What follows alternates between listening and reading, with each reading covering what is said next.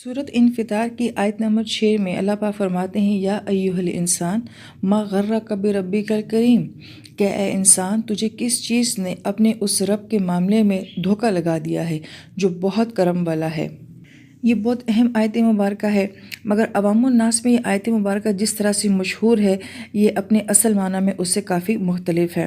आयत मुबारक में जो लफ्ज़ इस्तेमाल किया गया इंसान उनसे भी बना है, और ये मोहब्बत और मानूसियत के लिए भी आता है कि इंसान की फ़ितरत में है कि ये मोहब्बत करता भी है और ये मोहब्बत करवाता भी है, या इसकी फ़ितरत में है कि ये दूसरे लोगों से मानूस होता है और मिलजुल कर रहता है।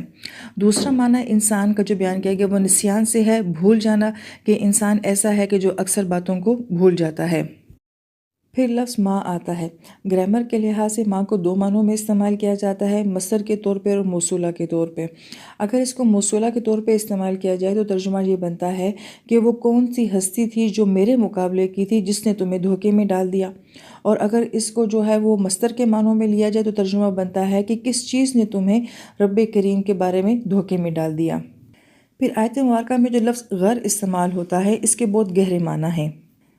गर गुरूर के लिए भी आता है और धोखे के लिए भी आता है, और लुग़त में गर के माना बहुत तफसील के साथ बयान किए गए हैं। एक माना तो यह है कि इंसानी जिल्द या कपड़े में जो सिलवटें पड़ जाती हैं उसमें किसी चीज़ का छुप जाना गर कहलाता है। जैसे कि हमारी बेडशीट्स होती हैं उसमें सिलवटें पड़ जाएं तो सुई या छोटी सी कोई अंगूठी जो है वो उसके अंदर गुम हो जाती है, तो इस गुम हो जाने को गर कहा जाता है। दूसरा माना इसका ये बयान किया जाता है कि ज़मीन के अंदर में जो दरारें पड़ जाती हैं उनको भी गर कहा जाता है। और तीसरा माना जो उसका बयान किया जाता है वो है निगल जाना। परिंदा जब कोई चीज़ चुबाता है तो चुबाने के बाद जब उसको निगलता है तो अक्सर परिंदों की गर्दन के ऊपर एक गुब्बारा नुमा जगह बनी होती है। वो पहले चुबा चुबा के चीज़ जो है वहाँ पे जमा करते हैं, फिर वहाँ से वो अंदर लेकर जाते हैं, तो उस जगह को भी गर कहा जाता है जहाँ निगली हुई चीज़ जो है छुपाई जाती है। हदीस मुबारक में भी लफ्ज़ गर का इस्तेमाल हुआ है कि जब इंसान की जान हंसले की हड्डी में आके फंस जाएगी। अब चूँकि सारे मानों को समझने के बाद ये माना हमारे सामने आता है कि गर का माना होता है छुपाना, धोखा देना। और इसको धोखा क्यों कहा जाता है? क्योंकि इसमें असल बात को छुपाया जाता है और झूठी उम्मीद जो है वो दिलाई जाती है। अब यही लफ्ज़ आयत मुबारक में आ रहा है कि मा गर्रक बिरब्बिकल करीम, कि तुम्हें रब करीम के मामले में किस चीज़ ने धोखे में डाल दिया है। तो यहाँ पे ये सवाल पैदा होता है कि वो कौन सी ऐसी हकीकत है जो छुपाई जाती है रब के मामले में, और कौन सी ऐसी झूठी उम्मीद है जो रब के मामले में हमें दिलाई जाती है। अब ये बहुत अहम बात है जिसको समझा जाए तो मुफस्सिरीन किराम जो फरमाते हैं कि इस आयत मुबारक का जो मौजू बनता है वो आखरत है, कि इंसान आखरत के मामले में बहुत सारे धोखों का शिकार है। गोया कि इसमें आखरत के इनकार का मौजू पाया जाता है, लेकिन ये इनकार किसी एक सूरत से नहीं होता, इसके बहुत सारे अंदाज होते हैं। अब वो अंदाज़ क्या क्या है, मुफस्सिरीन किराम उसको बयान फरमाते हैं। एक अंदाज़ तो यह है कि साफ इनकार कर देना कि कोई आखरत नहीं होती, और एक अंदाज़ ये भी होता है कि इंसान ये कहता है कि हो सकता है कि आखरत हो, मगर उसको ये बात बहुत मुश्किल नज़र आ रही होती है कि ये कैसे मुमकिन है कि मरा हुआ इंसान दोबारा ज़िंदा हो जाए। गोया कि ये भी एक इनकार की सूरत बनती है।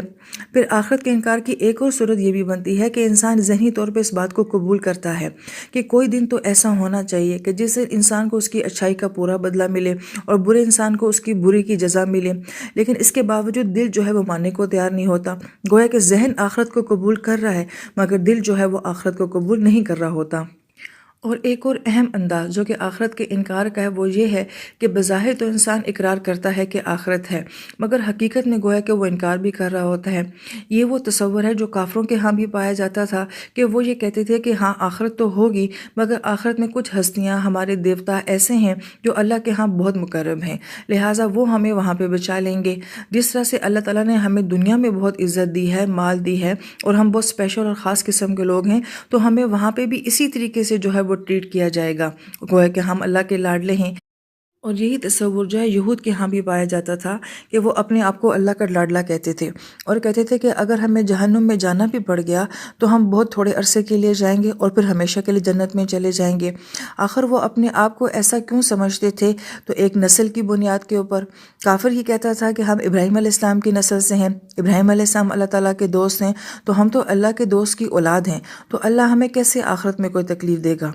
यहूद ये कहते थे कि हम अल्लाह की महबूब कौम हैं, लिहाजा अल्लाह ताला हमें जहन्नुम की आग में नहीं डाल सकता। یہاں پہ یہ سوال پیدا ہوتا ہے، کیا ایسا کوئی نظریہ جو ہے مسلمانوں کے ہاں بھی پایا جاتا ہے؟ یہاں پہ آپ کو تھوڑا سا محتاط ہو کے اس بات کو سننے کی ضرورت ہے۔ ہمارا ایمان ہے، ہمارا عقیدہ ہے کہ نبی پاک صلی اللہ علیہ وآلہ وسلم کی شفاعت جو ہے وہ ہمیں حشر کے میدان میں نصیب ہوگی انشاءاللہ تعالیٰ، مگر یہ وہ لوگ ہوں گے کہ جنہوں نے دنیا میں اچھی زندگی گزارنے کی کوشش کی ہوگی، اور جو ان کے اعمال میں جو کمی بیشی رہ جائے گی تو نبی علیہ السلام جو ہے اپنی شفاعت سے ان کو جنت میں لے کر چلے جائیں گے۔ اسی بات کو معروف الحدیث میں ایک حدیث مبارکہ میں یوں بیان کیا گیا ہے، جس کا آخری حصہ ہی ہے کہ نبی علیہ السلام یہ فرماتے ہیں کہ جب میں جہنم میں جھانکوں گا اور میں اپنی امت کے دلوں کی طرف دیکھوں گا تو جس کے اندر بھی مجھے ایمان کی ذرا سے بھی رمق نظر آئے گی تو میں اس کی شفاعت کروں گا اور اس کو جہنم سے باہر نکال دوں گا۔ غور طلب بات یہ ہے کہ یہاں پہ یہ کہا جا رہا ہے کہ تمہارے دل کے اندر میں ایمان کی چمک دیکھوں گا تو پھر میں تمہاری سفارش کروں گا۔ اور اسی حدیث مبارکہ کے آخری الفاظ کو یوں بھی بیان کیے جاتے ہیں کہ آپ علیہ السلام نے فرمایا کہ کچھ تو زندگی میں ایسے اعمال کرو کہ اس کا نور تمہارے دل میں جو ہے وہ موجود ہو۔ اس کا مطلب یہ ہے کہ انسان جو ہے دنیا میں اعمال کی کوشش کرے گا، پھر کمی کوتاہی پہ نبی علیہ السلام کی شفاعت انشاءاللہ تعالی ہمیں نصیب ہوگی۔ مگر ایک انسان وہ ہے جو عمل نہیں کرتا، دین کو بہت ہلکا سمجھتا ہے، سنت کی اتباع نہیں کرتا، نبی کے ہی نعوذ باللہ دین کو جو ہے وہ ٹھکرا رہا ہوتا ہے، پھر اگر یہ سمجھے کہ بھئی ہمیں تو نبی وہاں پہ بچانے والے ہیں اور وہ ہمیں جنت میں لے جائیں گے، تو یہ شفاعت باطلہ کا تصور ہے۔ جیسے حدیث پاکہ مفہوم ہے کہ بہت سارے لوگ ایسے ہوں گے جو حوض کوثر پہ جانے کی کوشش کریں گے اور نبی علیہ السلام ان کے بارے میں فرمائیں گے یا اللہ یہ میری امت ہے، تو نبی علیہ السلام سے کہا جائے گا کہ اللہ کے نبی آپ نہیں جانتے کہ آپ کے جانے کے بعد یہ لوگ آپ کے پیچھے کیا کرتے رہے ہیں۔ تو پھر یہ بات سننے کے بعد نبی علیہ السلام بھی جو ہیں وہ ان سے بیزاری کا اظہار فرمائیں گے۔ لہٰذا اگر کوئی انسان یہ کہے کہ نماز نہ بھی پڑھیں تو کوئی فرق نہیں پڑتا، دین پہ نہ بھی عمل کریں تو کوئی فرق نہیں پڑتا، تو ایسا کوئی تصور نہیں ہے۔ نبی علیہ السلام نے اپنی بیٹی حضرت فاطمہ رضی اللہ عنہا سے بھی یہی بات فرمائی تھی کہ فاطمہ عمل کرنا اور اس بات کے مان میں مت رہنا کہ تم نبی کی بیٹی ہو اور تم سے سوال نہیں کیا جائے گا۔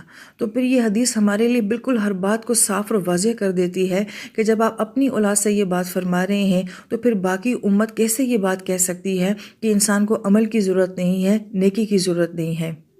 گویا کہ آج کا مسلمان جو ہے وہ اپنے عمل سے جو ہے وہ آخرت کا انکار کر رہا ہوتا ہے۔ ذہنی طور پہ وہ نہیں کرتا، عقیدے کے لحاظ سے وہ نہیں کرتا، مگر عمل کے لحاظ سے وہ انکار کر رہا ہوتا ہے کہ مجھے کسی عمل کی ضرورت نہیں ہے، مجھے کسی کی شفاعت جو ہے وہ بچا لے گی۔ پھر ایک سوچ اور بھی ہے جو کافروں کے ہاں بھی پائی جاتی تھی اور آج کے دور میں بھی پائی جاتی ہے کہ جس کو اللہ پاک نے دنیا میں بہت آسانیاں دی ہوتی ہیں، حسن بھی دیا ہوتا ہے، بہت ساری نعمتوں سے نوازا ہوتا ہے، تو وہ یہ سمجھتا ہے کہ مجھ پہ اللہ کی بہت نگاہ کرم ہے، تو جیسا اللہ تعالیٰ نے مجھے دنیا میں رکھا ہے ویسے اللہ تعالیٰ مجھے آخرت میں بھی رکھے گا۔ کافر بھی یہی بات کہا کرتے تھے کہ اگر ہم اللہ کے محبوب نہ ہوتے تو اللہ تعالیٰ ہمیں اتنی نعمتیں کیوں دیتا۔ دنیا اور دنیا کی نعمتوں کا مل جانا جو ہے یہ آخرت کی نجات کا سبب ہوگا، یہ لازم بات نہیں ہے، ورنہ تو پھر نبی علیہ السلام کی زندگی تو بہت مشکل میں گزری ہے، صحابہ کرام و انبیاء کرام کی زندگی تو بہت مشکل میں گزری ہے، تو پھر ہم اس سے کیا نتیجہ اخذ کریں کہ ان کی زندگی میں مشکلات تھیں تو کیا ان کی آخرت اچھی نہیں ہوگی؟